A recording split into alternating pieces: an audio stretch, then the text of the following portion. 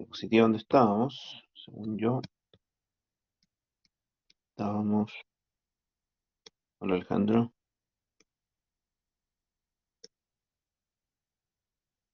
Aquí. Vimos el último, interdependencia económica internacional, ¿verdad?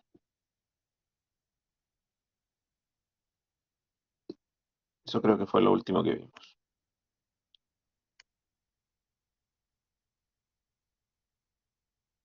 Recuerden que hoy día vamos a hacer un bloque, ¿se acuerdan?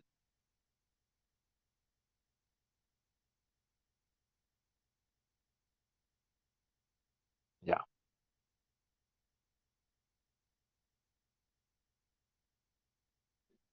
Ok, sigamos entonces. Políticas macro. Dice, a los macroeconomistas les interesa saber por qué las economías de los diferentes países se comportan de forma distinta y por qué se producen buenos resultados en algunos periodos y malos en otros. En esto, las políticas macroeconómicas son uno de los factores más relevantes para explicar esta situación. Lo que vamos a empezar a ver, yo creo que a partir de 2 semanas más, eh, es estas dos primeras políticas que salen acá, ¿ya? La política monetaria y la política fiscal. Hay tres tipos de política. Clásicamente hablando, hay dos, que son las dos primeras, y se agrega una tercera. Eh, la política monetaria, dice, esta se refiere a la determinación de la oferta monetaria de un país, billete y moneda, aunque hoy en día existen otras clases de dinero también. Esto es importante porque finalmente la cantidad de dinero que anda dando vuelta en la economía eh, involucra muchas variables que afectan mucho a la economía. A lo que pasa ahí tiene repercusiones en otras variables. Y vamos a ver quién hace eso, cómo lo hacen, quién decide cuántas billetes, cuántas monedas andan dando vuelta, etc. Dice, cambios en ella pueden provocar cambios en variables como la producción nacional, el empleo, la tasa de interés, la inflación, el precio de las acciones y el valor internacional de la moneda.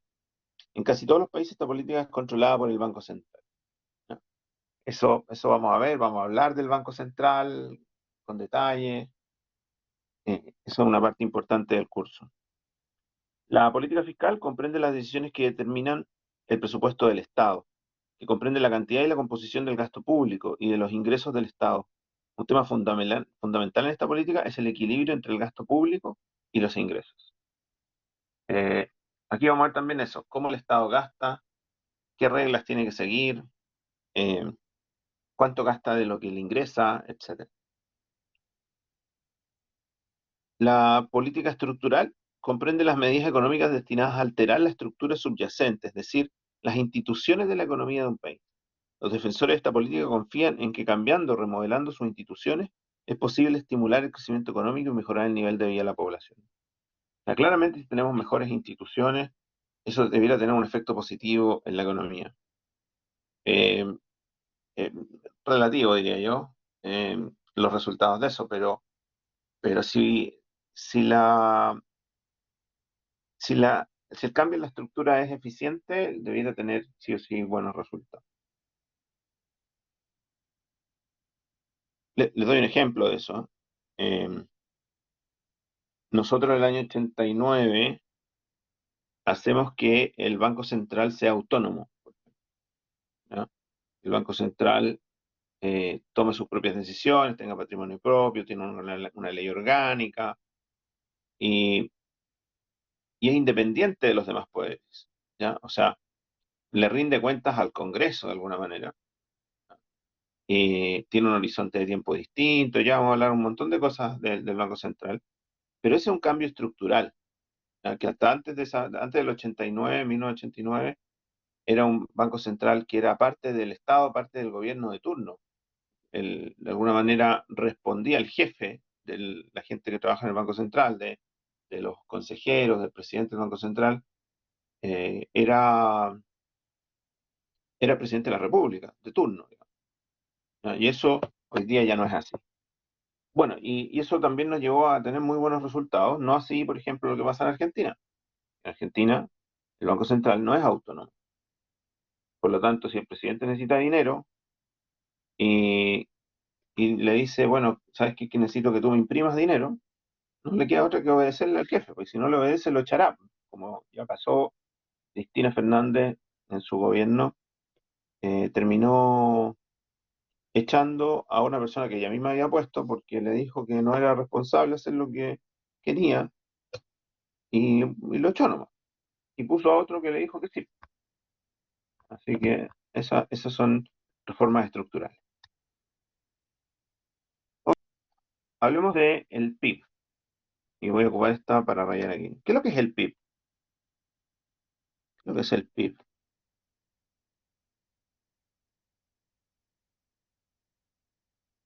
Díganme ustedes, ¿alguien sabe?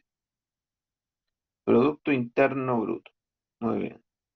¿Y qué mide?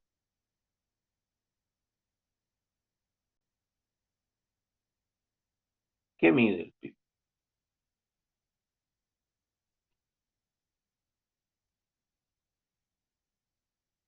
Las ganancias del país, como pregunta. Mm, no, es que el término ganancia, en este caso no.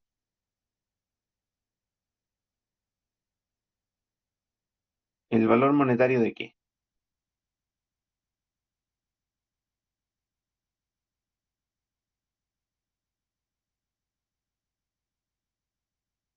De los bienes y servicios. El valor monetario de los bienes y servicios. ¿Cuáles bienes y servicios?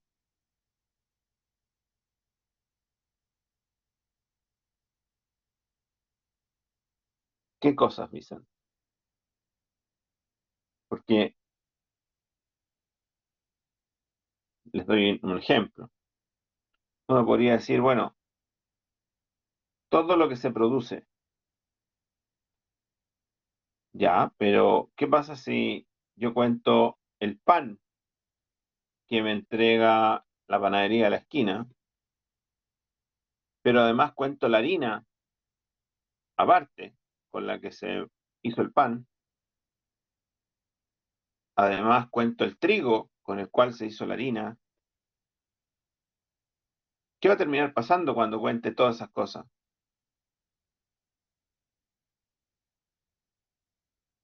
¿Se hicieron todas esas cosas?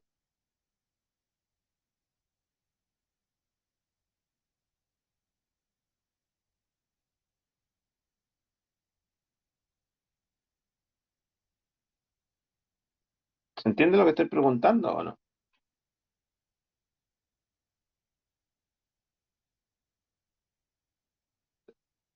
¿Se acuerdan el caso del IVA, cuando vimos IVA? Bueno, si el que vende harina le vende harina, perdón, si el que vende trigo le vende trigo en 100 pesos, ¿ah? $100, lo que ustedes quieran, le vende a 100 eh, al molino y el molino le vende a 300 al panadero, y yo voy contando, aquí se produjeron 100, aquí 300 y el panadero lo vende a 600 al negocio de la esquina, que después se lo va a vender a 800 o en 1000 al consumidor, y cuento 1600, 1600, 2000 en total. ¿Estoy contando bien? ¿En la economía se produjeron 2000 pesos o no? Ah, muy bien. Si yo cuento todo, voy a tener una cifra muy grande que no es la real, porque dentro de los 1000 están los 600, están los 300 y están los 100. Dentro del 300 están los 100 anterior también. Y dentro del 600 están los 300 y los 100 anterior. Por lo tanto, no puedo contar todo lo que se produce. Y una opción, como una de las formas de medir este Producto Interno Bruto, es que efectivamente es el valor, o sea, llevado a plata, a pesos, la valoración de todo lo que se produce en una economía como bienes finales en un periodo dado, generalmente un año. Entonces, hay que tener ojo con eso. ¿Qué es lo que estamos haciendo? Se puede medir el PIB de tres formas distintas. Pero antes que eso, eh, ¿dónde mido esto?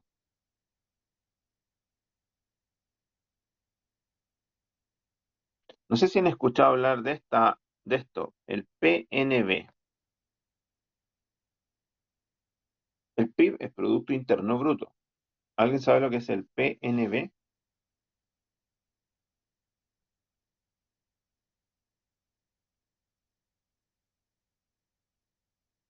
¿Nadie? El Producto Nacional Bruto, efectivamente. Producto Nacional Bruto. ¿Y cuál es la diferencia entre los dos? ¿Cuál es la diferencia entre el PNB y el PIB?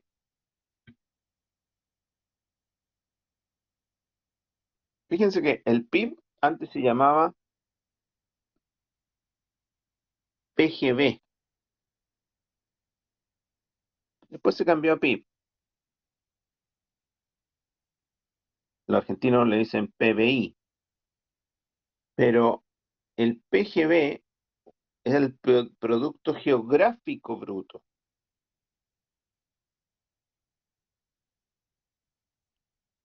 Geográfico Bruto. ¿Cuál es la diferencia entre uno y otro? ¿Alguien se le ocurre? ¿Se le ocurre cuál es la diferencia entre uno y otro?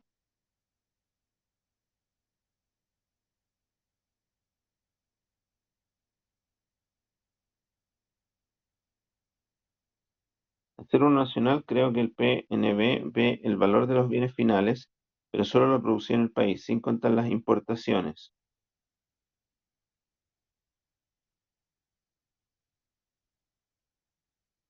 El PIB cuantifica la producción total llevada a cabo en un país.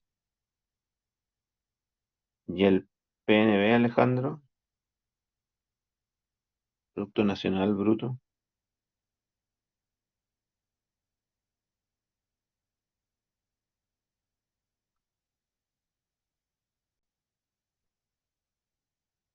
PNB solo se incluye los productos y servicios obtenidos por factores productivos residentes en el país de medición. Eh, Están haciendo trampa, ¿no?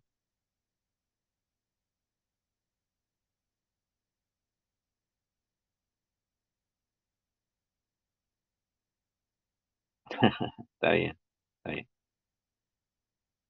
Eh, Miren, el, el Producto Interno Bruto tiene una característica perdón, de territorialidad. Por eso cuando se llamaba Producto Geográfico Bruto era más fácil de entenderlo en el sentido de que tiene esta cosa geográfica, ¿ya? De hecho, en inglés se llama GDP, que es el Gross Domestic Product, o sea, es decir, el Producto eh, Doméstico Bruto, si lo quisiéramos traducir literalmente, y que tiene que ver con lo que se produce dentro de las fronteras del país. Eso es lo que hace el PIB. El PIB dice, vamos a medir, por ejemplo, el PIB de Chile, ¿no es cierto? Todo lo que se produce en Chile, no importa quién lo produzca. Y el PNB tiene tal como el nombre lo dice, Producto Nacional Bruto, lo que hace es medir lo que se producen por los nacionales, es decir, tiene una característica de nacionalidad, en este caso los chilenos. Lo que dice es cuánto producen los chilenos, no importa dónde estén. Entonces, por ejemplo, eh, viene a Chile a dar un concierto, no sé, Justin Bieber, ¿ya? Esa plata que se genera ahí en ese concierto, ¿dónde va? ¿De dónde es canadiense, no? Creo que sí. Él es canadiense. Pero él viene acá, da un concierto. Finalmente, ¿dónde se anota en qué PIB va eso y en qué PNB?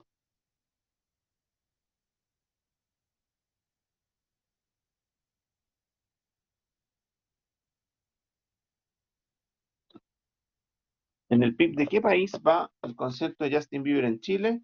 ¿Y en el PNB de qué país va el concierto de Justin Bieber en Chile?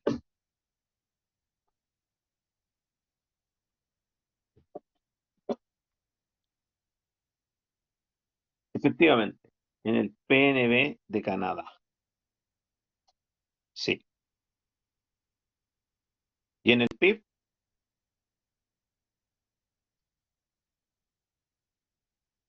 ¿Qué PIB?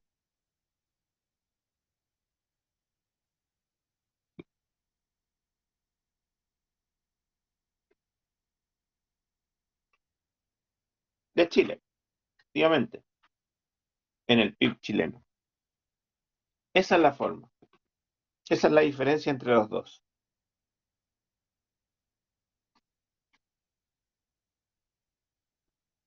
¿Cuál creen ustedes que es más grande en Chile, el PIB o el PNB?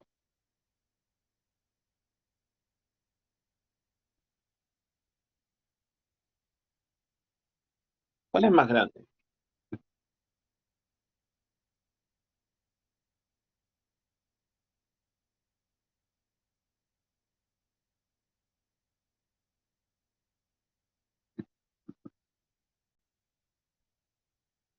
PNB, el PIB.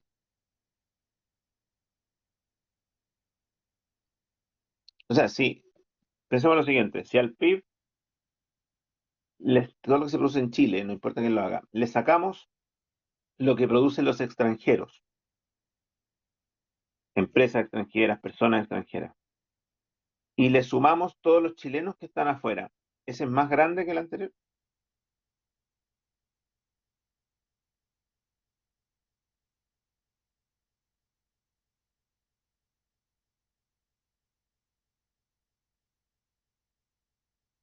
El PIB es más grande en Chile. ¿No?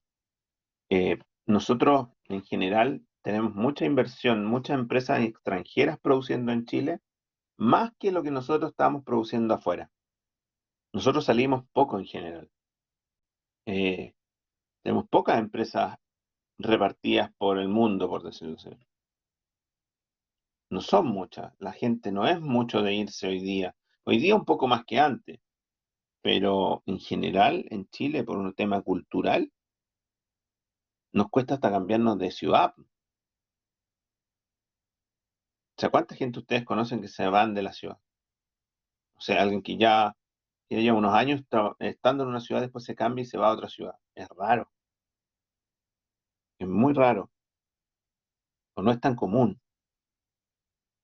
Eh, y en otros lados sí. Y en otros países, por ejemplo, en los países centroamericanos, Honduras, El Salvador, etcétera, son países donde el PNB es muchísimo más grande que el PIB. El PIB es muy chico. Lo que se produce internamente, por ejemplo, en El Salvador, es muy pequeño. Es una economía pequeña, mucho agro, poco industrializada, y la gran mayoría de las lucas que llegan ahí vienen de afuera, de gente que trabaja, muchos de ellos en Estados Unidos, y que manda remesas, manda plata a su familia en Honduras, en El Salvador. Eso hace que en ese país, en esos países sea mucho más importante el PNB que el PIB. Pero para nosotros nunca hablamos del PNB, nunca lo miramos mucho, porque la verdad es que es poco relevante para nosotros. Y en general para la gente es bien relevante el PIB porque finalmente es todo lo que pasa internamente, que es donde uno vive. Pero en estos países que les digo yo, en los Centroamérica, les interesa mucho el PNB porque si a los de afuera les va bien, a los de adentro también les va bien. Si los que están afuera del país y que tienen su familia en el país, finalmente le mandan más plata y eso genera más compras, más consumo, eventualmente más inversión, etc.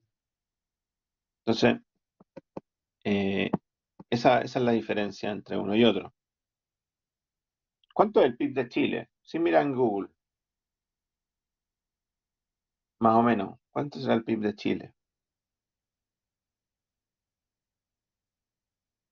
¿Se le ocurre?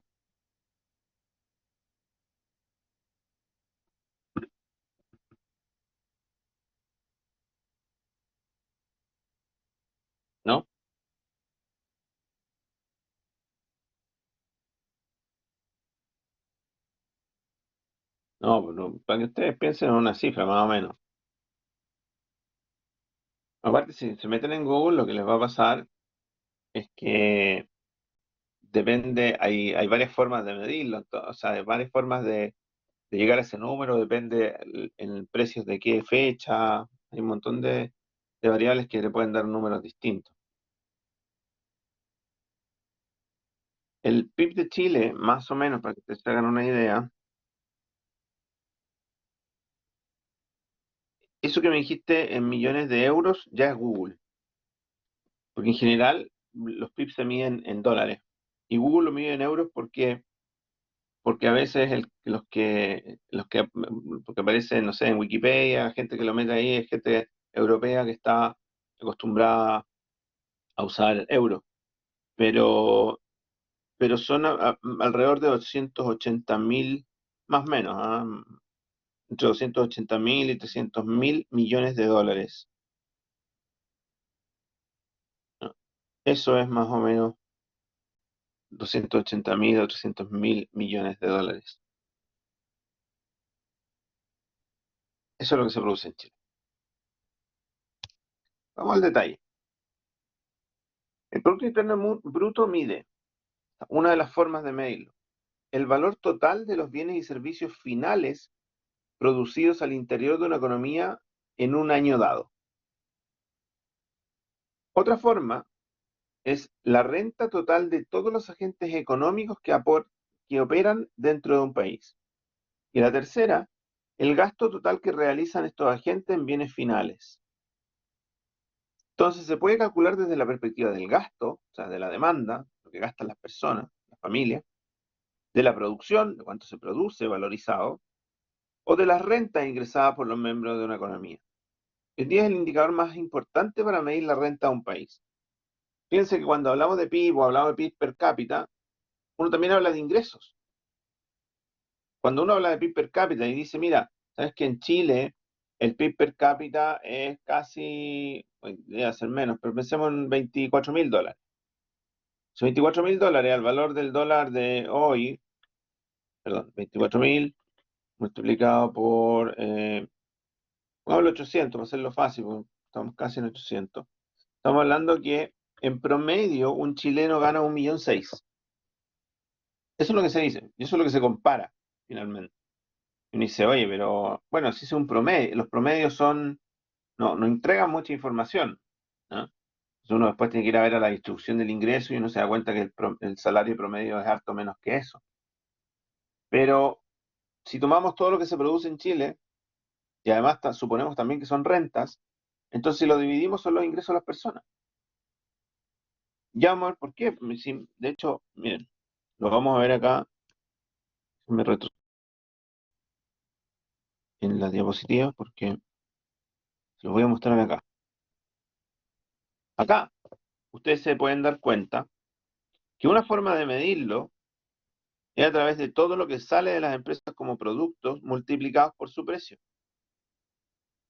que es exactamente igual a cómo gastan las personas.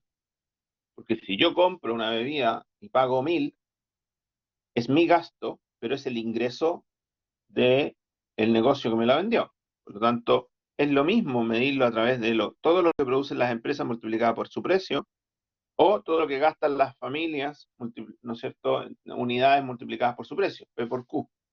Es exactamente igual.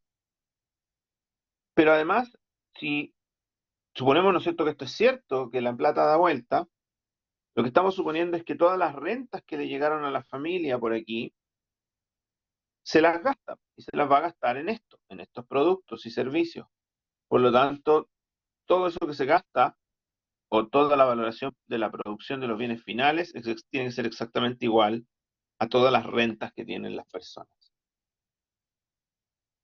Por lo tanto, ahí tenemos las tres formas de calcular el PIB. ¿Se entiende?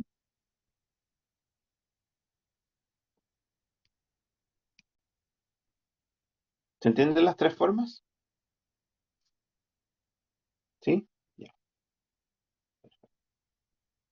súper. Entonces, nosotros vamos a medir el PIB de la siguiente manera. Inicialmente vamos a ocupar esta es la que vamos a ocupar después, eh, de aquí para adelante, digamos. Vamos a ver las tres formas, pero eso es lo que vamos a ocupar después.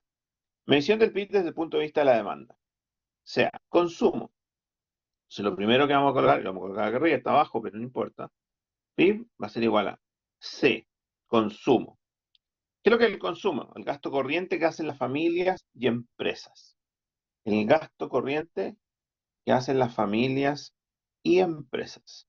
O sea, aquí está dando ciertas señales, está diciendo, los que pueden consumir son familias y empresas, ¿ya? El Estado no nombra al Estado, fíjense. Uno podría decir, pero el Estado también consume, o sea, el Estado es una empresa grande, que si, por ejemplo, si consideramos que una empresa cualquiera,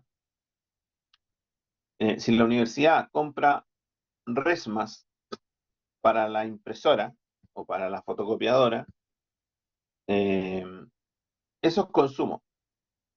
Si yo compro resmas para mi casa, eso es consumo. Pero si el Estado compra resmas para la oficina de cualquier repartición, no es consumo. No está aquí. Solo familias, solo empresas. ¿Ya? Ya vamos a ver con más detalle cada uno de estos. Luego viene la inversión. O sea, consumo más inversión. Gasto que realizan las empresas en comprar bienes y servicios que se utilizan en la actividad productiva. Para las familias, solo se compra perdón, la compra de vivienda principal se considera inversión. Entonces aquí lo que está diciendo es que los únicos que pueden invertir todo esto que estamos haciendo es para las cuentas nacionales, no se olviden, ¿ya? Para las cuentas nacionales. Los únicos que pueden invertir son las empresas, con una excepción para las personas, que es cuando compran su vivienda principal, ¿no? Pero todo lo demás que hagan las personas es consumo. De hecho, piensen en lo siguiente, si ustedes, por ejemplo, terminan de estudiar y deciden hacer un magíster, se lo pagan ustedes. Eso es consumo, es inversión, ¿qué es lo que es?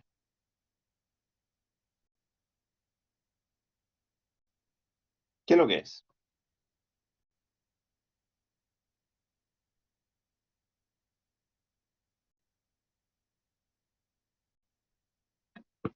Ambas, consumo, inversión. El que ustedes estén estudiando en la universidad, ¿qué es lo que es? Ok, consumo en aspecto macro, inversión. ¿Cómo podríamos definir una inversión? Cuando uno dice, mira, hice una inversión en cualquier cosa. A veces uno se compra algo y dice, mira, hice esta inversión. Eh, es que si yo, por ejemplo, me compro una lata de atún y que duran como 3 años y la abro el otro año, ¿eso fue una inversión? Porque ocupé la plata para algo que me voy a comer el otro año. No, ¿no es cierto? Tiene resultados positivos, algo que genera una ganancia a largo plazo, por ahí va. Cuando uno hace una inversión, ¿cierto? Y esto naturalmente uno espera un retorno a cambio, ¿no es cierto? Yo si compro una acción de alguna empresa, yo espero que suba de valor y ganar plata. Cuando yo hago un negocio, lo que yo espero es ganar plata. O sea, que si invertí 1.000, cuando venda todo, tenga más de 1.000. ¿Cierto? Esa es la idea, tener un retorno. Y en educación uno podría decir eso. Bueno, ¿qué estamos haciendo? Y esto los que estuvieron conmigo lo vimos. Estamos gastando plata, gastando tiempo, dejando de ganar plata para estudiar en pregrado y tener una serie de costos asociados, puros costos, ¿Para qué? Para que cuando termine tener un retorno, porque tus ingresos van a ser mucho más altos y de ahí para toda tu vida. Por lo tanto, uno espera un retorno de esa inversión. La gente que hace un magíster no solamente quiere aprender más, sino que además de eso espera que le suban el sueldo, espera encontrar un mejor trabajo, etcétera, un retorno positivo, tal como decían ustedes. Entonces, desde ese punto de vista, eh, si, si yo parte de mis ingresos lo gasto en comprando una acción, poniendo un fondo mutuo, o poniéndolo en un negocio, eso no es en un negocio, por ejemplo, que no sea formal, porque ya si me transformo en una empresa, entonces sí es inversión. Pero si no, no es inversión, es consumo, ¿no? Aun cuando haya estudiado en un magíster, en un doctorado, es consumo, ¿no? Para las cuentas nacionales. Sabemos que lo que buscamos es cosas, pero para las cuentas nacionales las familias solo pueden consumir excepto la vivienda principal, ¿ya? Ya vamos a entrar en el detalle. ¿Qué cosas son consumo? ¿Qué cosas son inversión? ¿Qué cosas no son inversión y son consumo? Porque fíjense que las empresas están en ambas partes. Las empresas pueden consumir y pueden invertir. Como el cuál es cuál. Gasto público, gasto del sector público. Así, corta, simple. ¿Por qué? Porque lo que está diciendo es que todo lo que hace el Estado, todo lo que gasta el Estado, es considerado para las cuentas nacionales como público. No importa si lo que hace es una escuela, un consultorio, un hospital o una plaza o contratar más gente. ¿Ya? Lo que hace, todo es gasto público. No hay inversión para las cuentas nacionales por parte del gobierno o del Estado, digamos. Ahora, el Estado sí invierte a veces, tiene ahorros, por ejemplo. Uno dice, pero eso es una inversión. Está metiendo las lucas en un lugar y, por ejemplo, Codelco. Uno podría decir, le acaba de pasar plata a Codelco. Entonces uno dice, bueno, está capitalizando una empresa. Eso es una inversión porque espera un retorno. No, es gasto público. Todo es gasto público. Ahora, si uno va al balance, cuando ya internamente, por ejemplo, del gobierno, hay una parte que se llama inversión pública, ¿cierto? Todo lo que hace el Ministerio de Obras Públicas es inversión pública porque está invirtiendo en caminos, un montón de cosas que trae beneficio a la sociedad, un retorno a la sociedad, ¿cierto? Si tenemos mejor infraestructura, mejores semáforos, más que los semáforos estén coordinados, todo eso genera un beneficio futuro para la población. Bueno, todo eso es gasto público, no es para las cuentas nacionales. ¿Ya? Balanza comercial. La balanza comercial, y es lo último aquí, bueno, estará gasto público. Y luego viene lo siguiente, le vamos a sumar las exportaciones y le vamos a restar las importaciones. Y eso se llama balanza comercial. O también se llama, perdón, exportaciones netas. Las exportaciones netas son eso, la diferencia entre lo que exporto menos lo que importo. Entonces y ahí está el PIB tal cual lo escribimos arriba. Así se mide el PIB. La pregunta es, ¿por qué tenemos que restarle las importaciones?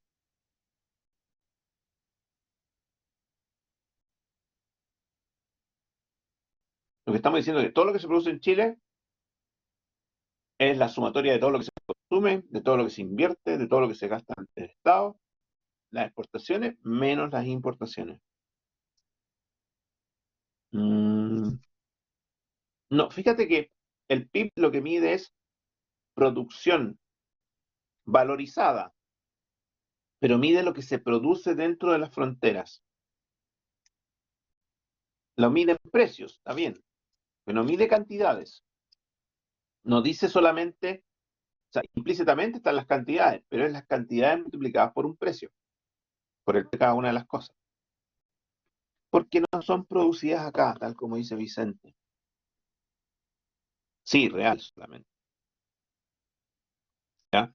No, pero a ver, ya vamos a hacer esa diferencia entre el real y el nominal en el caso del PIB. Pero el PIB, por definición, mide la producción. Por eso dice producto. Pero la medida no son unidades, es plata, porque la tengo que llevar a una sola medida, porque yo no puedo decir, si no tendría que hacer una lista interminable de cosas. Se produjeron 50 millones de pares de cuero, 52 millones de pares de 52 millones 345 mil 535 litros de jabón, no sé, en barra. ¿Se entiende? Entonces, ¿qué es lo que hago? Todo lo que produzco lo multiplico por su precio y lo llevo a una sola cifra medida en precio, en plata. ¿Ya? El PIB no es un flujo. Eh, el, el PIB lo mido, perdón, el PIB sí es un flujo, no, estaba pensando en un balance. En un balance, una foto y el PIB sí es un flujo porque es todo lo que produzco durante un periodo de tiempo. ¿Ya? Pero ojo a esto, vamos a hacer la diferencia entre el PIB nominal y el PIB real en unos minutos más. Pero me interesa saber por qué lo eliminamos. Y efectivamente es porque eso no se produce acá. Las importaciones no. O sea, el teléfono que ustedes tienen no se hizo en Chile. Por lo tanto, no puedo contarlo como que se hizo acá. Pero ojo con esto. Hagamos un ejemplo simple. Pensemos en un lápiz, en un plumón.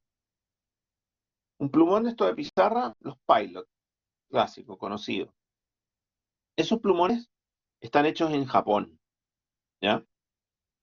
Entonces, supongamos que el que lo trae es, no sé, el Jumbo, Lápiz López, cualquier librería.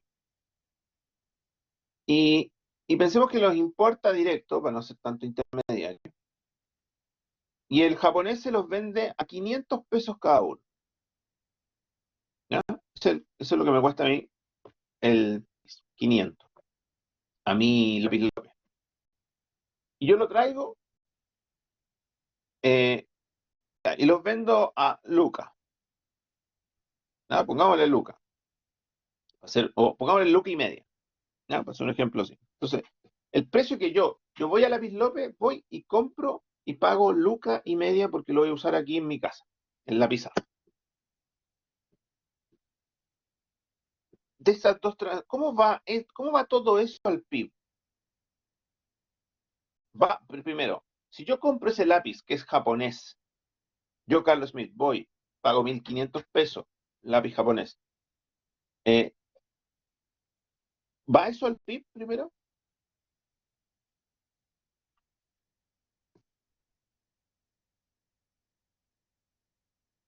¿Va eso al PIB o no?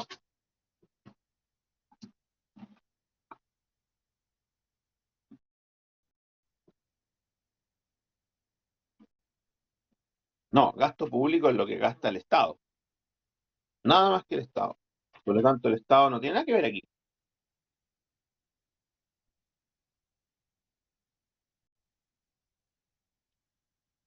Mm, no, pero eso, eso es otra cosa, no es gasto, es una recaudación del Estado. Y con eso gasta, pero no es gasto.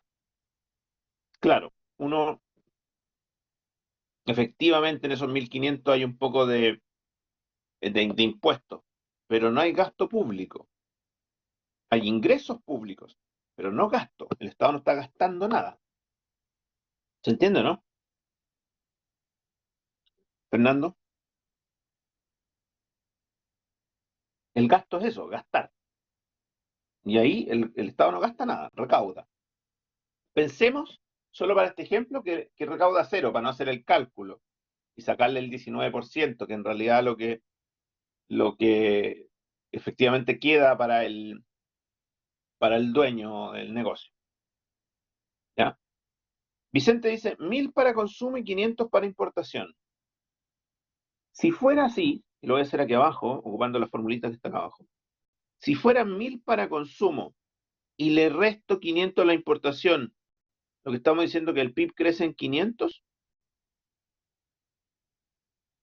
¿está bien eso?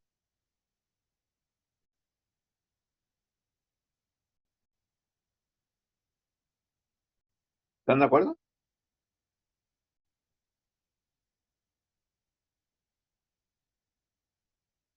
No.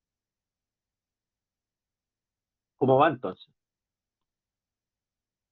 Porque piensen en la práctica. En la práctica, ¿cómo el Estado lleva esa cuenta? ¿Cómo el Banco Central, que en realidad el que lleva estas cuentas? ¿Cómo, cómo lo hace? Porque eso es una transacción, como muchas cosas importadas, que se hace todos los días, a cada rato. O sea, vamos al supermercado y compramos un montón de cosas que, o a cualquier parte, y compramos un montón de cosas que no se hacen acá. Ropa, teléfono, auto, etcétera. Por lo tanto, ¿cómo lo hacemos? ¿Cómo llevamos esa contabilidad nacional en la práctica? Y ese lápiz, cuando yo voy a comprarlo, y el lápiz japonés, va a la contabilidad nacional. ¿Cómo? Bueno, primero tiene que haber un registro. Y ese registro existe y se llama boleta. Si yo compro un lápiz, que además tiene un código, ¿no es cierto? Dice un lápiz Pilot. Ok, entonces yo compro ese lápiz y finalmente eso es consumo. Lo compré yo, no soy una empresa, por lo tanto es para mi uso final, por lo tanto va 1.500 a consumo.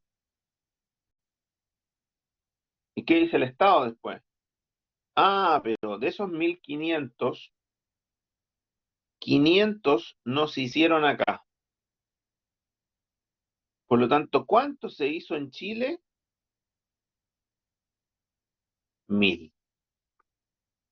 Del valor de ese lápiz de 1.500, solo 1.000 se hizo en Chile. ¿Qué se hizo en Chile? Bueno, una logística para traerlo, para transportarlo de un lugar a otro, para etiquetarlo, para ponerlo en un local, para que hayan vendedores que puedan vender esto, etcétera, etcétera. Más una utilidad, que es finalmente el premio a todo ese esfuerzo y a toda esa gestión. Todo eso se hizo en Chile. Y eso es lo que tenemos que reflejar, la parte que se hizo en Chile. Por lo tanto, ¿qué es lo que hago? Del valor final le resto lo que a mí me costó al comprárselo a el productor extranjero. ¿Se entiende?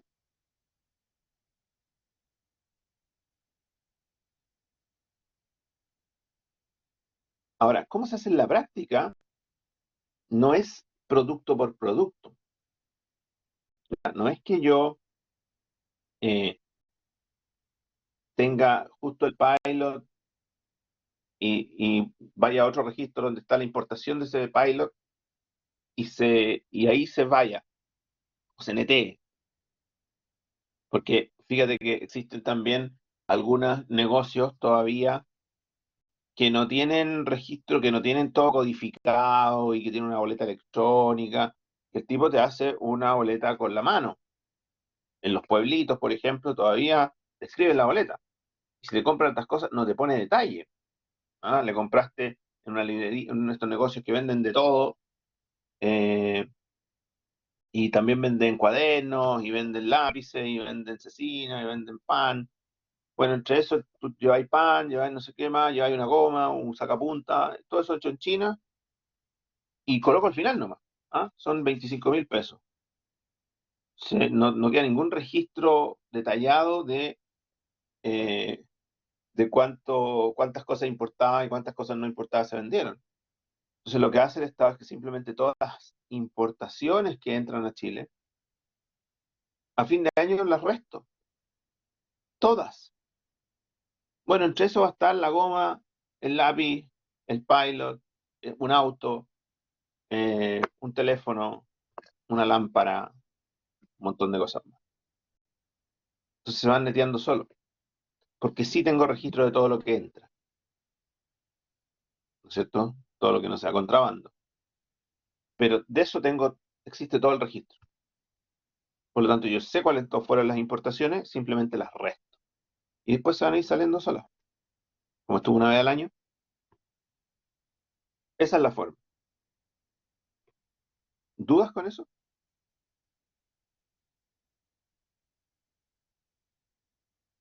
¿No? Ok.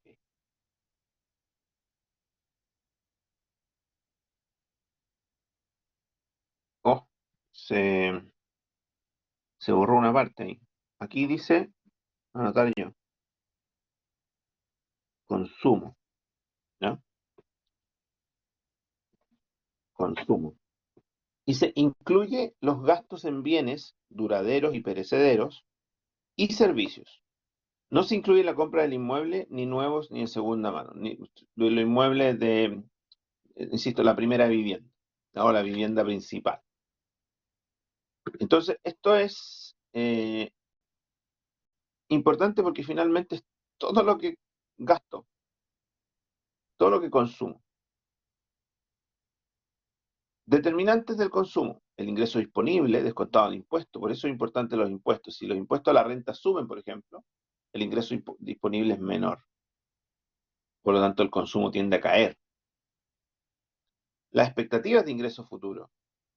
Ustedes, me imagino que habrán escuchado lo que pasa, por ejemplo, en el norte, cuando hay, eh, en el norte cuando hay negociación colectiva en las mineras. ¿Qué creen ustedes que pasa con el consumo de automóviles nuevos, con la venta de automóviles nuevos? ¿Han escuchado hablar lo que pasa cuando hay negociación colectiva de los trabajadores con las empresas en el norte, en las mineras?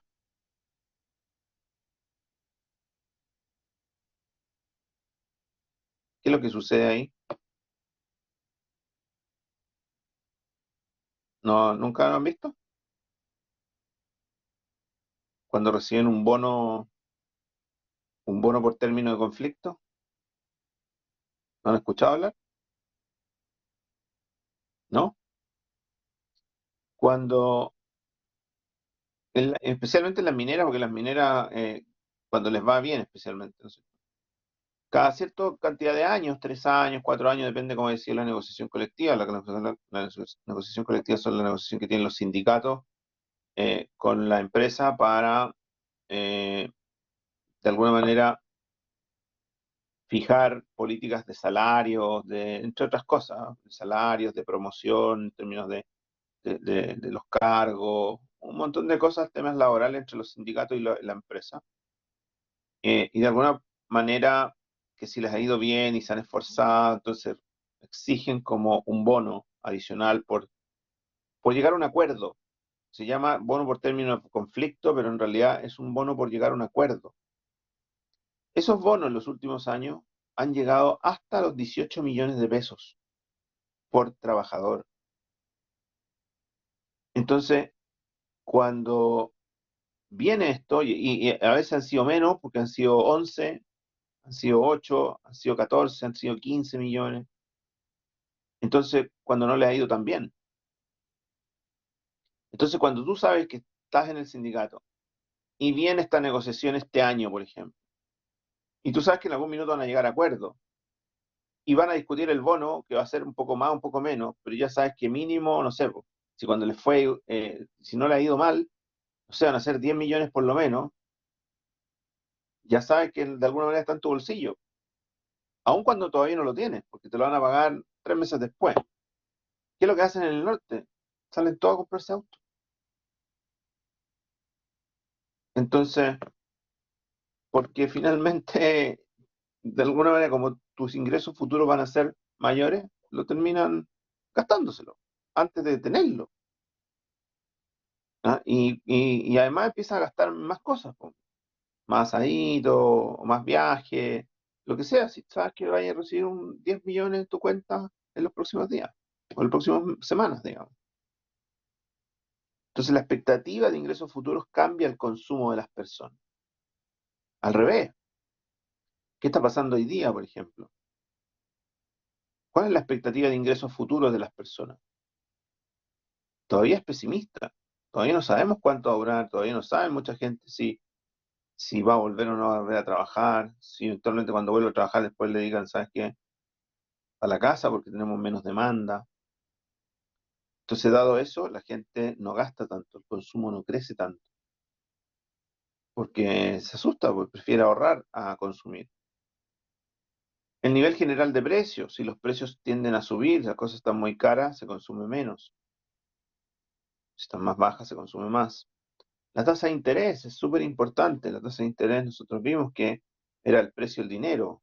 Pues vamos a dibujar el mercado del dinero, cómo funciona esto, pero finalmente es el precio del dinero y eso implica que si la tasa de interés está alta, el dinero es caro, pedir prestado es caro, es mejor ahorrar porque el retorno es mayor. Entonces, menos consumo. Si la tasa de interés es alta, la gente no pide muchos créditos, a no ser que realmente lo necesite, pero no pide un crédito así como para viajar o porque está muy caro. Y si las tasas de interés están altas, lo que incentiva es el ahorro, etcétera. Esos son algunos de los determinantes más importantes, son esos que nombramos del consumo. La inversión. La inversión está formada por el gasto que hacen las empresas en bienes de capital, es decir, bienes que se usan en el proceso productivo de otros bienes y servicios durante más de un año. Esto es importante. Por ejemplo, en una empresa, la compra de una impresora y luego la compra de la tinta para la impresora. ¿Cuál es gasto? ¿Cuál es inversión? O si los dos son gastos o los dos inversión, ¿cómo lo clasificarían?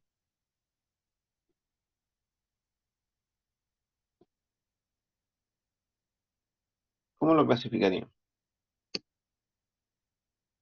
La compra de una impresora y la compra de tinta para la impresora.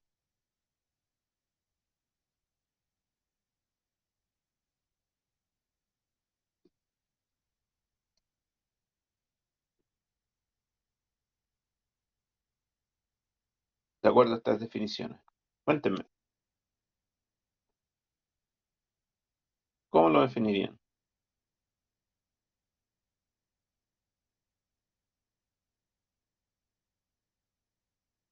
¿No se le ocurre?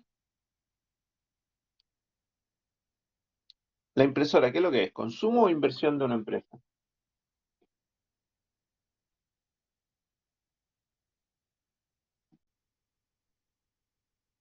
Inversión, inversión, efectivamente. ¿Y por qué es inversión? Porque es para el negocio, es para lo que se dedica, si viene indirectamente, pero es para que el negocio funcione. Pero además por más de un año, yo como compro una impresora para tenerla un par de años, ¿no es cierto? Eh, y la tinta, ¿qué es lo que es?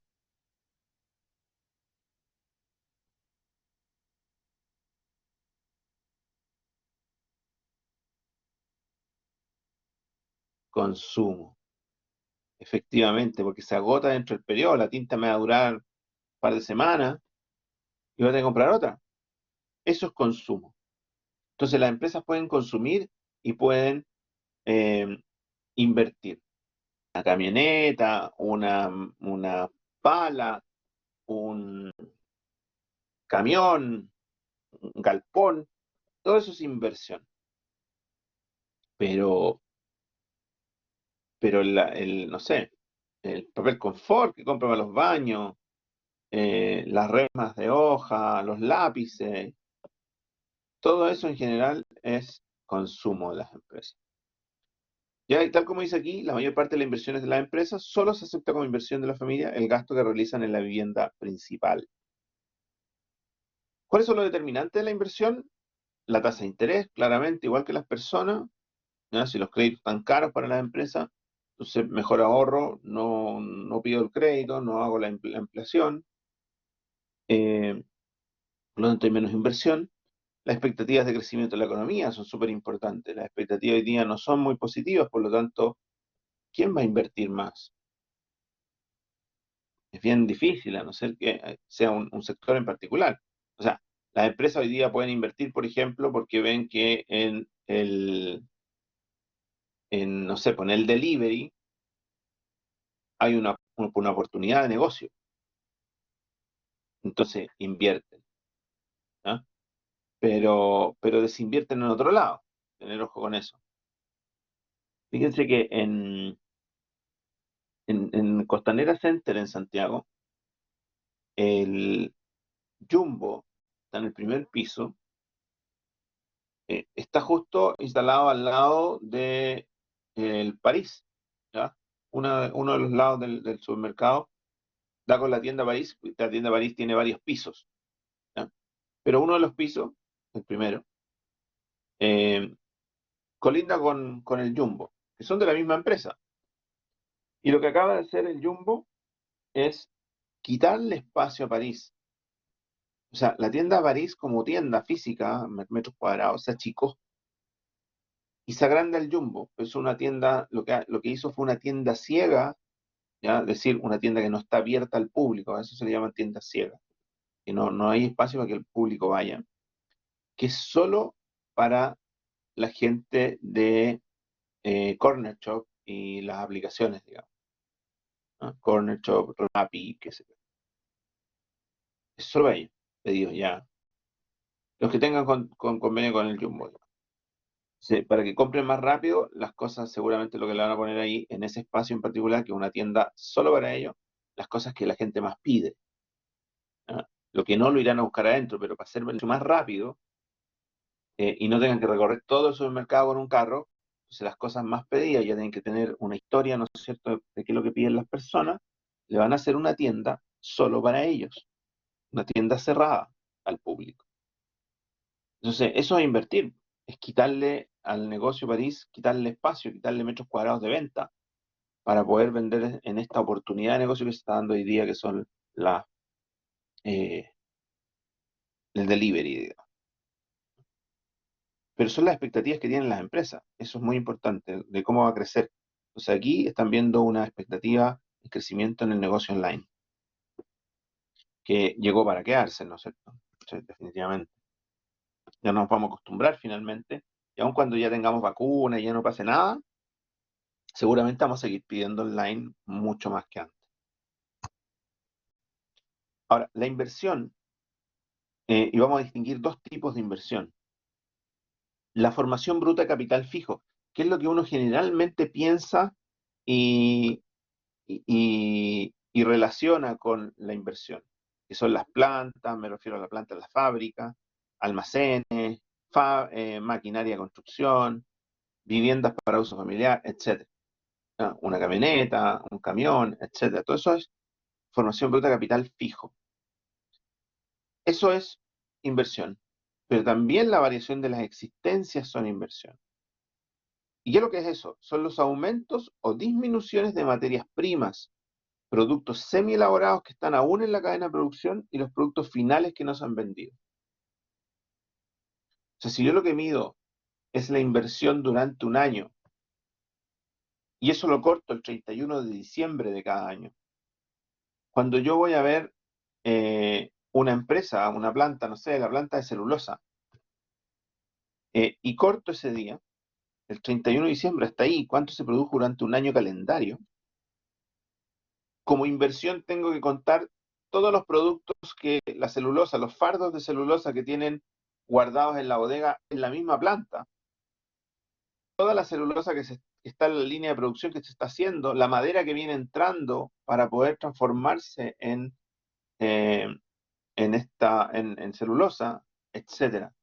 Todos esos inventarios que tengo guardado, todo lo que no se ha vendido, finalmente es parte de la inversión. La variación de existencia también es parte de la inversión.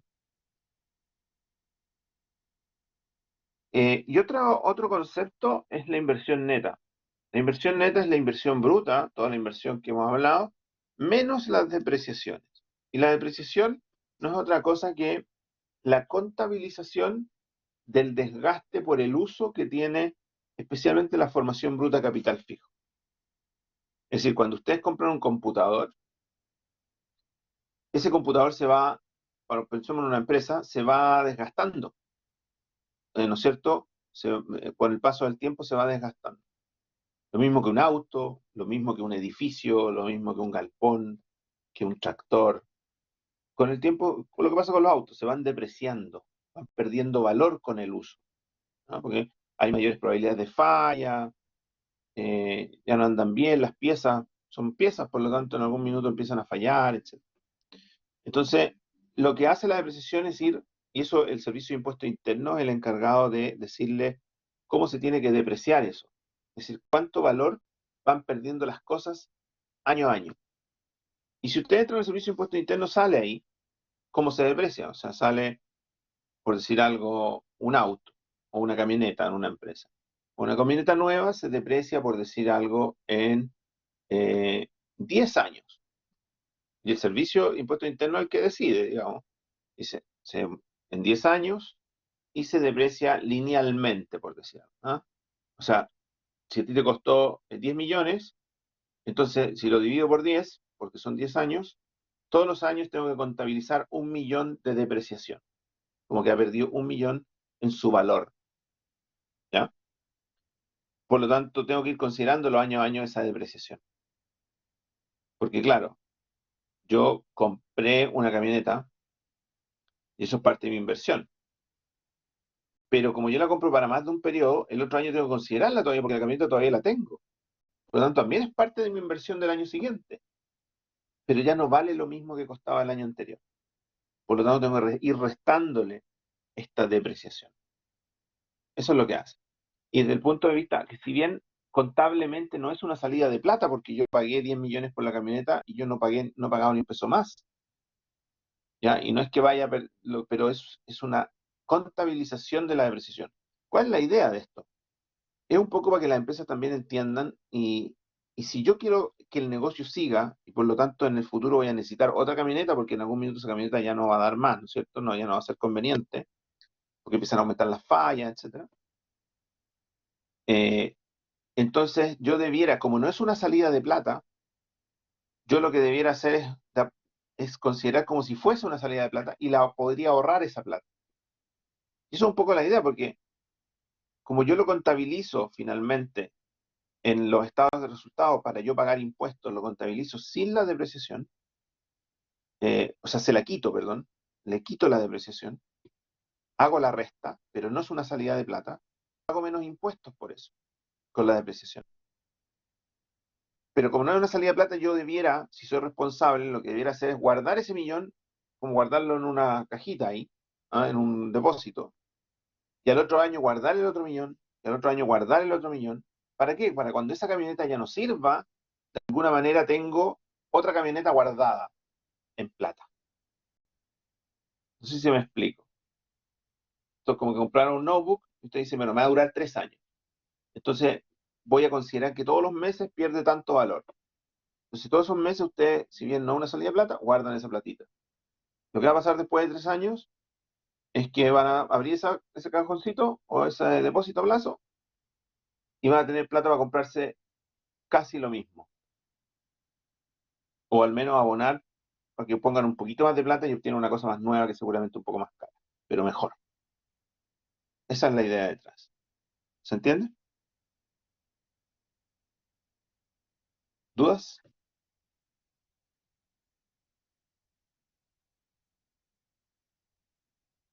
¿Alguna duda? ¿No? Ok. Gasto público. Gasto público recoge aquellos bienes y servicios adquiridos por la administración pública, quien para su consumo, materiales de oficina, servicios de seguridad, limpieza, bien para su consumo, dice, bien como elemento de inversión, computadores, construcción de carreteras, hospitales, etcétera. También incluye el pago de salario a los funcionarios, también es parte del gasto público.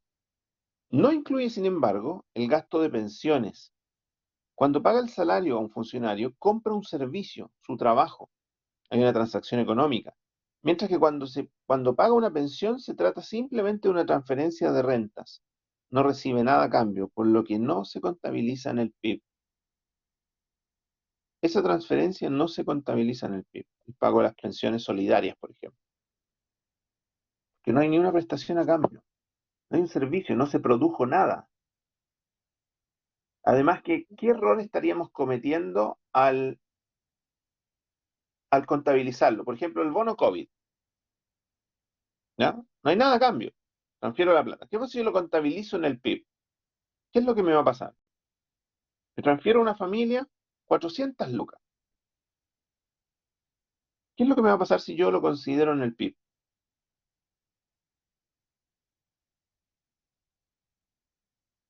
¿Qué creen ustedes?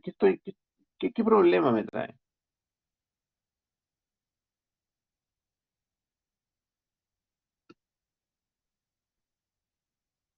¿Y cuál es el problema que aumente de golpe? Si no es ni tan de golpe porque yo lo mido durante un año y eso lo transferí una vez.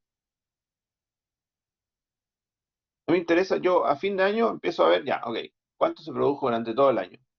De hecho, me demoro tanto que lo entrego como 4 meses después,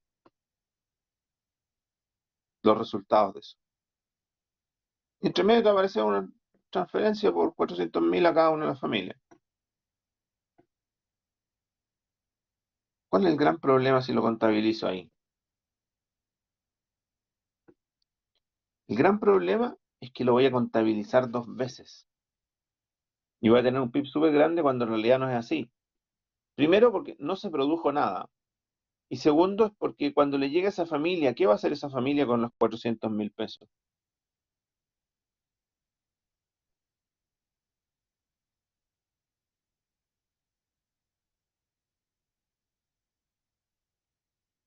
¿Qué va a hacer la familia con los 400.000 pesos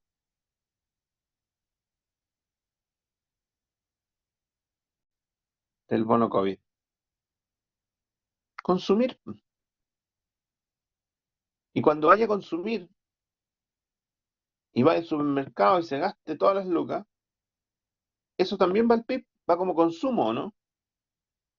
Por lo tanto, estaríamos sumando el mismo monto en gasto público y el mismo monto en consumo. Pero sin embargo, en el gasto público no se generó nada, no hay ninguna transacción, no hay ningún producto, no hay ningún servicio a cambio.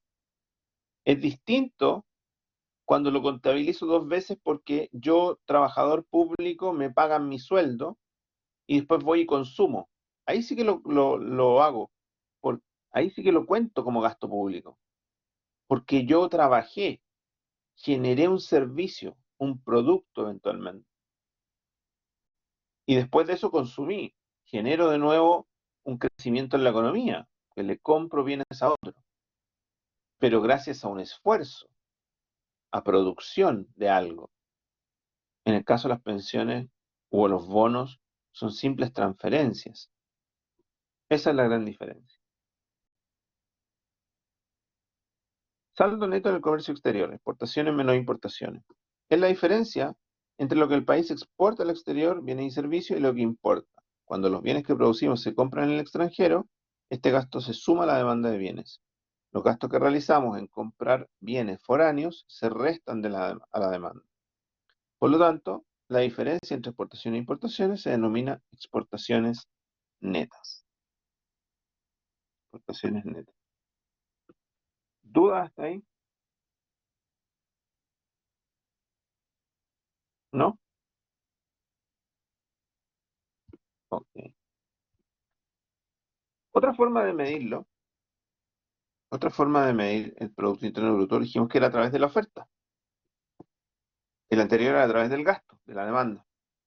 El PIB también dice es igual al valor de mercado de todos los bienes y servicios finales producidos en el interior de una economía de un país durante un año.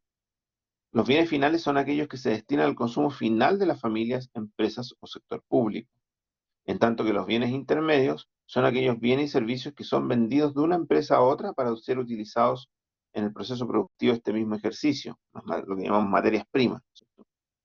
Entonces el valor de la producción va a ser precio por cantidad.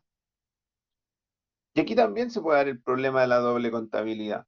Lo que decíamos delante, si yo lo del pan, ¿se acuerdan? Que lo vendía a 1.000, si contabilizaba todo lo demás, estoy contabilizando dos veces todo. Entonces esa es la razón del por qué, dice, para evitar el problema de la doble contabilización de la producción, solo se cuenta la producción de bienes finales. Para ello, se considera solo el valor agregado que incorpora cada empresa en el proceso de fabricación. El concepto de valor agregado es este que está aquí. Eh, Pensemos que alguien produce leche, ¿ya? Y, y la materia prima de la leche vale $50, pesos, 50 pesos. Y le vendo a 100 pesos a Soprole la leche. Por lo tanto, el costo de las materias primas es 50. Y yo se la vendo a 100, por lo tanto, el valor agregado es 50.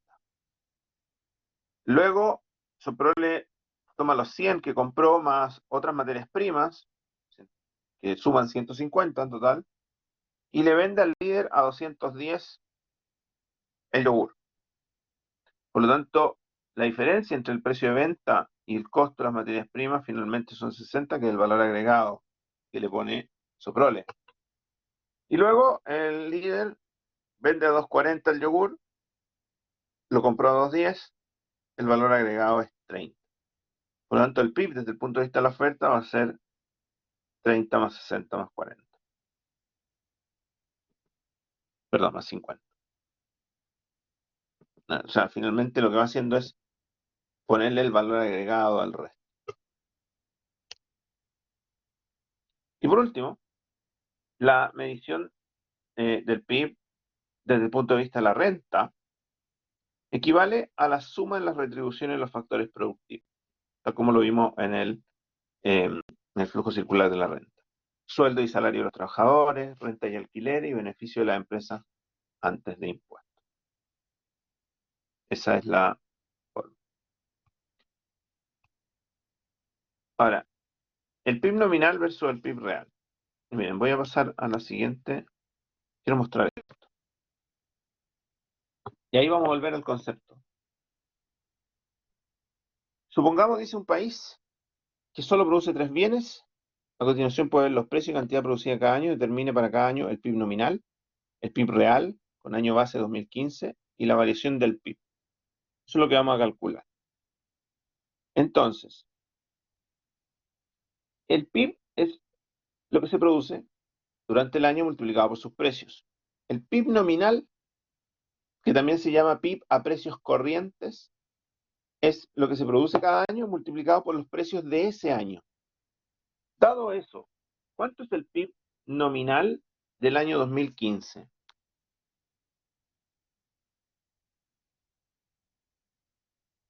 ¿Cuánto es el PIB nominal del año 2015?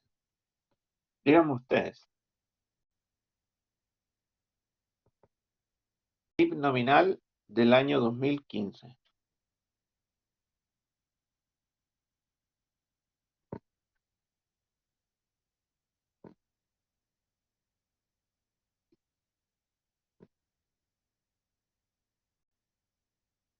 Vamos, alguien que...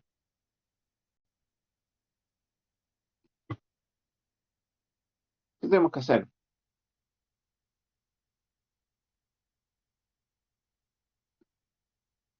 ¿Qué tenemos que hacer aquí? Tenemos tres productos. Ahí están, cada uno con su precio y cantidad. ¿Alguien lo calculó? ¿Alguien sabe lo que tenemos que hacer? De acuerdo a lo que vimos recién.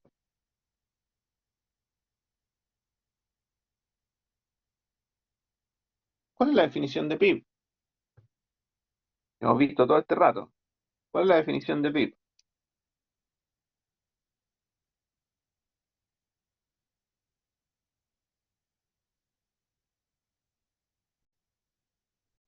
Vamos, se quedaron dormidos.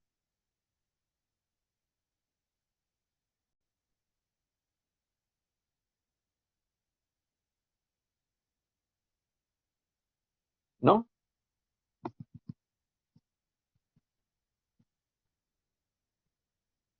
Multiplicar 24.000. Eso es. ¿Cómo lo hiciste, Vicente?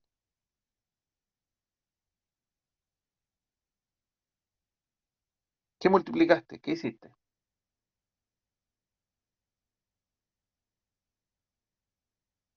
Cuéntanos.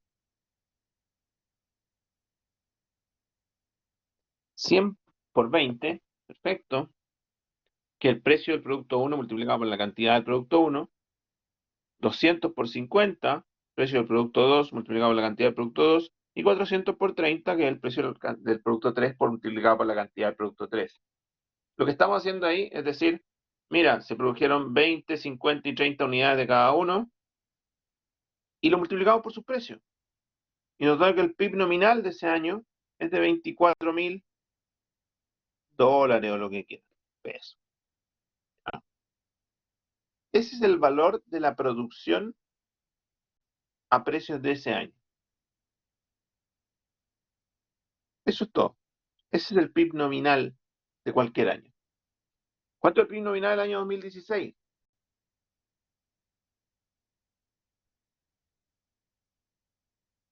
¿Cuánto es el PIB nominal del año 2016?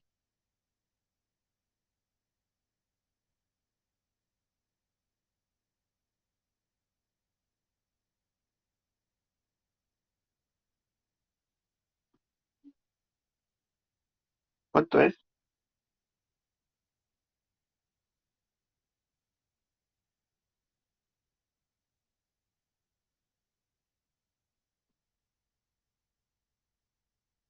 Vamos, estoy esperando.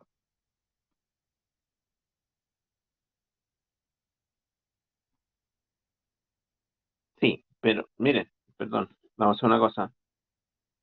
Lo voy a cambiar, lo voy a cambiar. Necesito cambiarlo. 100, 200. Ahora calcúlenlo. Más fácil aún.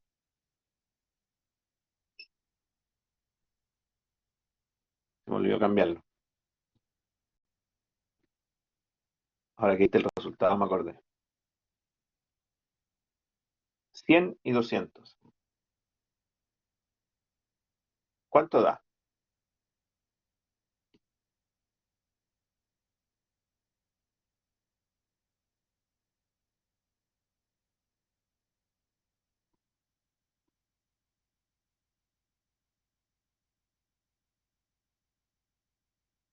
¿Cuánto da? 18.400. Correcto. Que son 60 por 40, que son 2004, ¿no es cierto? Eh, Más 100 por 80 que son 8.000, más 200 por 40 que son 8.000, por lo tanto son 18.400. ¿Y cuál es el PIB nominal 2017?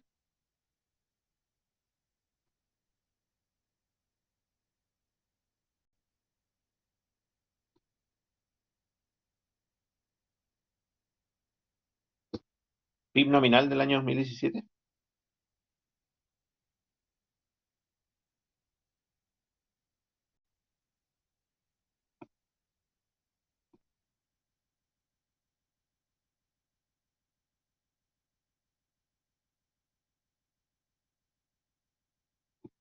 $32.750. Correcto. Perfecto.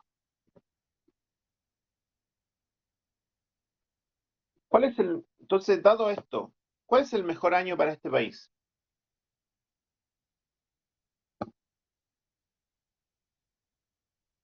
¿Cuál es el año que le da mayor bienestar?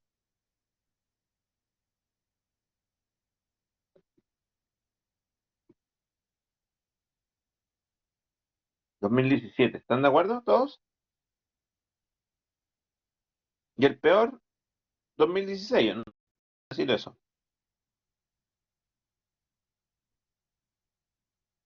¿Sí?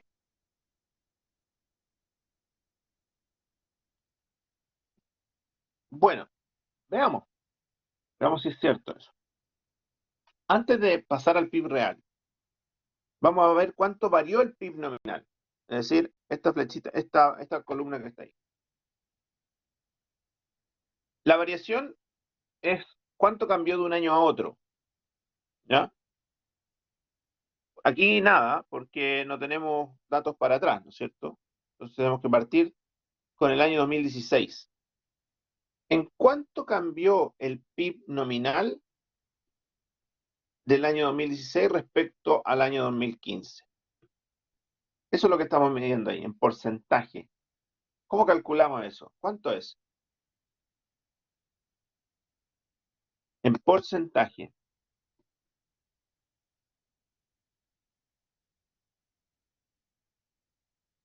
¿En cuánto cayó? Porque cayó el PIB nominal, lo podemos ver, 24.000 a 18.400. ¿En qué porcentaje cayó?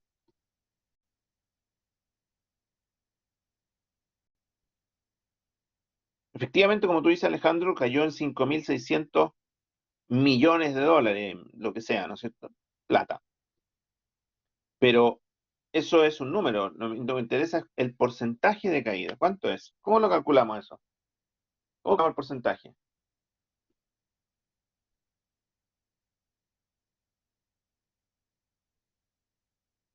Lo calculamos cuando calculamos el PIB. Perdón, ¿cómo se calcula el porcentaje?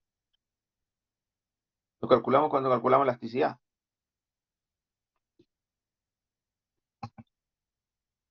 Siempre es así. Ahora lo vamos a hacer con PIB, pero siempre la fórmula es la variable que estamos analizando, en este caso PIB. El PIB 1, que es el nuevo, digamos, menos el PIB 0, que es el inicial, dividido por el PIB 0. Veamos. PIB 1, 18.400, menos PIB 0, 24.000, dividido por 24.000. Por lo tanto, esto es menos 5.600 dividido por 24.000. ¿Cuánto da eso?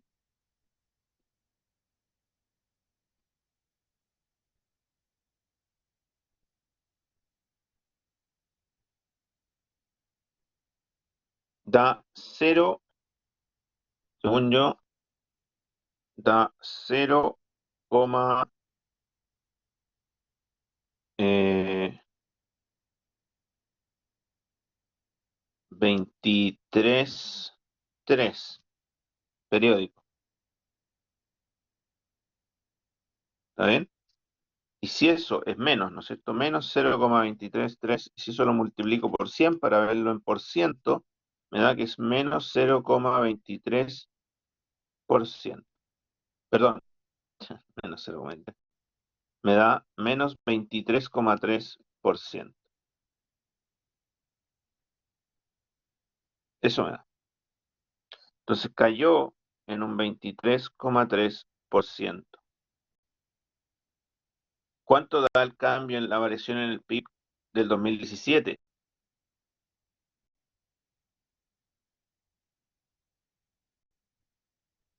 ¿Cuánto da el del 2017?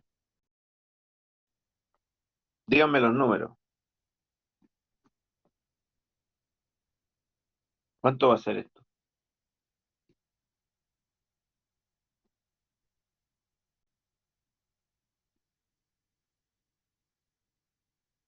¿Cuánto es?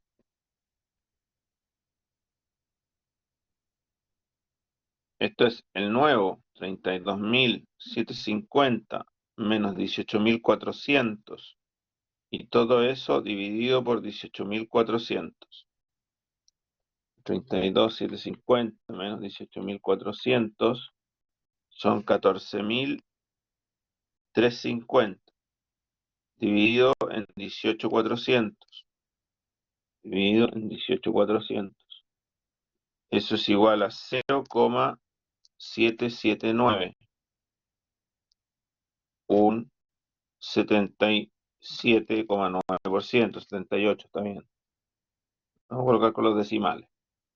Entonces aumentó en un 77,9% de un año a otro. Eso es lo que nos interesa. Ahora, Veamos lo siguiente. Y en realidad, y ahí tenemos listo lo primero, que dice, ya variación del PIB, en parte la mitad tenemos. Y el PIB nominal lo tenemos listo. La verdad es que lo que nos interesa a nosotros y lo que ocupamos siempre y lo que ustedes escuchan cuando dice la economía creció en tanto por ciento, queremos crecer al 3%, vamos a caer en un 5,5%, etcétera.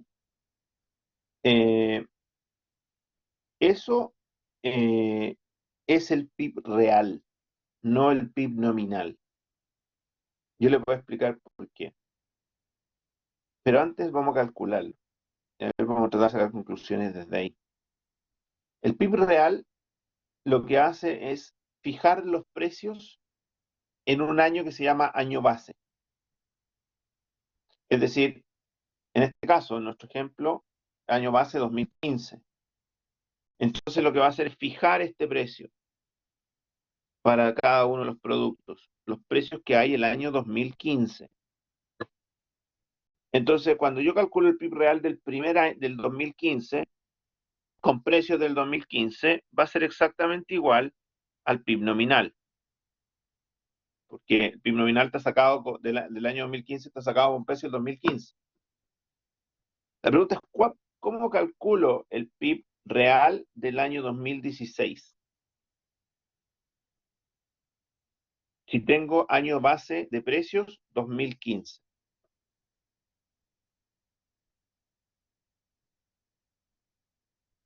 Lo que tengo que hacer es multiplicar el precio del año base multiplicado por la cantidad del año siguiente.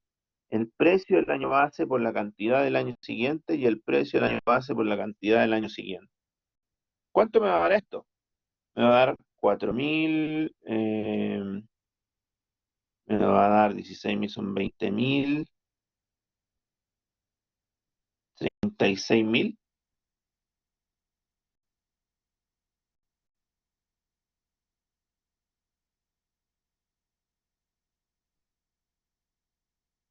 36.000.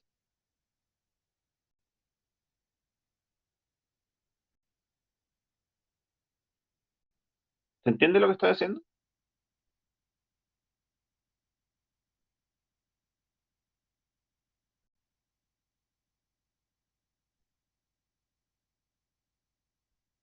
¿Se entiende lo del año base? ¿Sí? Ok. Y luego, si yo quiero sacar el PIB del año 2017, PIB real, multiplicar 100 por este, 100 por este y 100 por este. Perdón, 400 y 200 por cada uno de ellos. Entonces, 400 por 25 son 10.000, más 200 por 40 es 8.000, más 1.500. Son 19.500.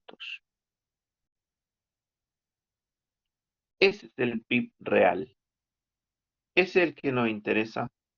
Y lo que nos muestra además es que el mejor año para la economía en realidad fue el 2016, el que habíamos dicho que era el peor. El peor es el que habíamos dicho que era el mejor, porque finalmente, ¿por qué es al revés?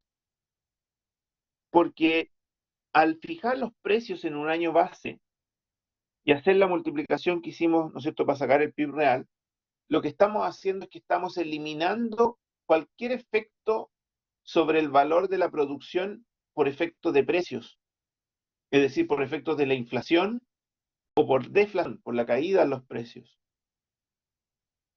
¿Qué es lo que estamos midiendo finalmente? Lo que estamos midiendo de verdad es la producción. Porque eso final, si nosotros en un año producimos lo del doble que el año anterior, significa que necesitamos mucho más gente, mucho más capital, generamos mucho más empleo, la gente tuvo mucho más ingresos, se produjeron más cosas. Por lo tanto, estamos mejor desde ese punto de vista, de que hay gente con más empleo, con mejores salarios, unos que no tenían ingresos ahora tienen ingresos porque tuvimos que producir el doble, o 20%, 80%, lo que sea.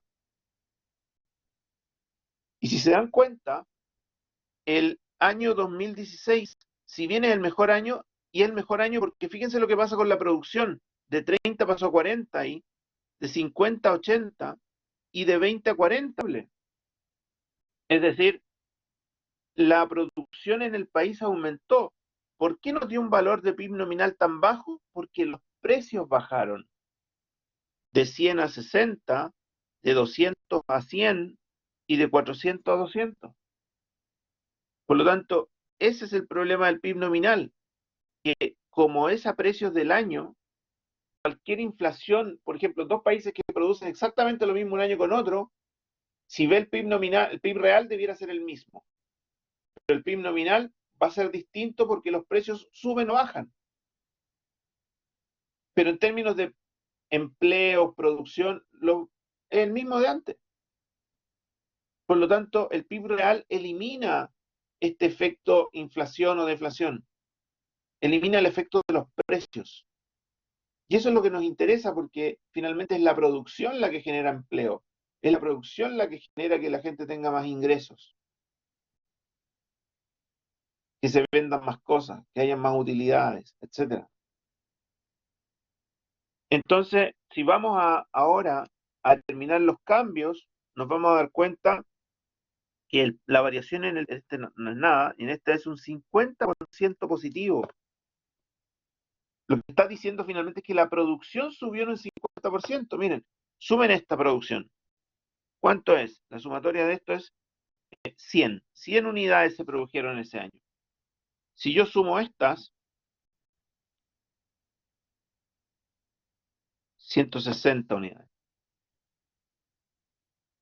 ¿De acuerdo? 40 más 80 más 40, 60 unidades.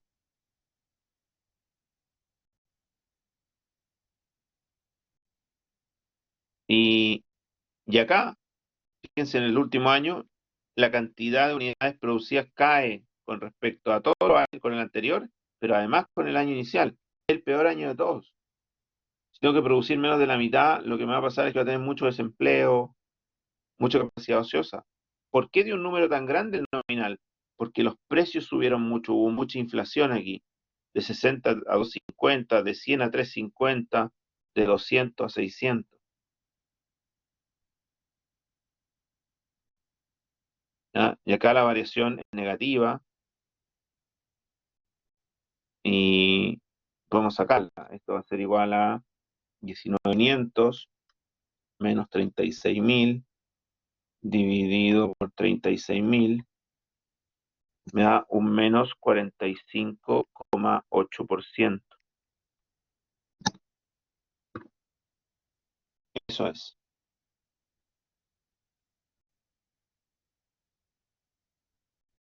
¿Dudas con esto?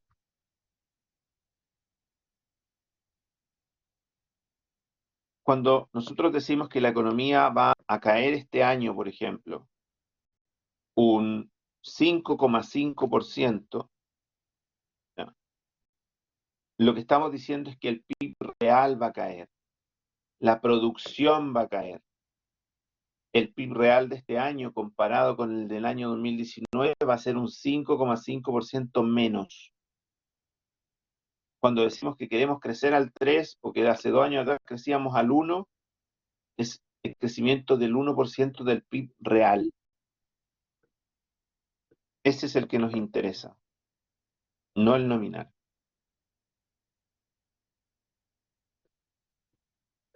¿Está claro?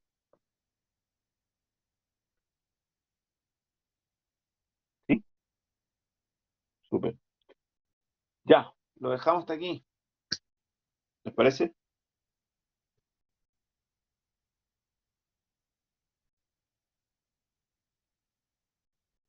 Ya, cuídense mucho, que estén bien. Chao, chao, que estén bien.